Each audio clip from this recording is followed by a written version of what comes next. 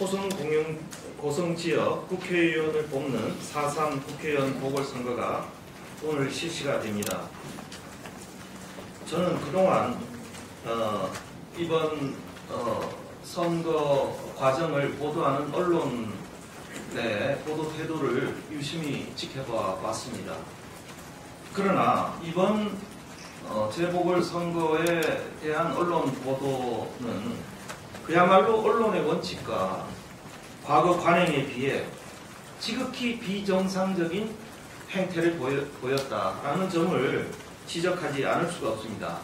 외그더 독이라는 말이 있습니다. 한마디로 이것은 꼬리가 몸통을 흔든다. 한마디로 비본질적인 사안을 가지고 본질을 덮는 이러한 언론 보도 행태가 횡행했다라는 말씀을 드리지 않을 수가 없습니다.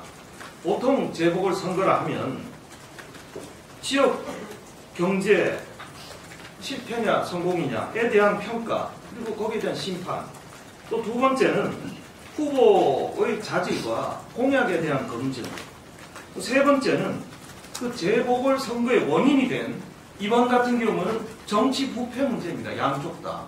정치 부패 문제에 대한 어떤 반성과 평가, 그리고 앞으로 이걸 어떻게 극복할 것인가, 이런 것이 쟁점이 돼야 될 텐데, 언론은 그야말로 이런 것을 알리기 위한, 이런 것을 알리고 지지를 호소하는 방식을 가지고 언론이 쟁점하는 참으로 기형적인 태도를 보였습니다. 언론의 정책이나 공약에 대해서 제대로 검증한 기사가 얼마나 있었는지 여러분 제대로 한번 좀 돌아보시기 바랍니다. 이번 선거 보도는 언론사에 큰 오점을 저는 남겼다고 생각합니다. 저는 이런 보도 태도를 네거티브 저널리즘이라고 이름 짓고 싶은데요. 여야가 네거티브를 하는 게 아니라 언론 스스로 플레이어가 돼서, 선수가 돼서 네거티브 어떤 정치 공격에 이 당사자, 플레이어가 돼서 나섰다는 점에 대해서 참으로 유감을 표시하지 않을 수가 없고, 이것은 반드시 고쳐져야 된다는 말씀을 드립니다. 예를 들면요, 오세훈 전 시장의 노회찬 발언과는 보면 MBC 당일날 2회, KBS 3회, JTBC는 차라리 1회에 그쳤습니다. KBS, MBC가 훨씬 더 심하고요. 친여 신문들은 모욕, 이런 식으로 아주 주관적으로 단정을 했습니다.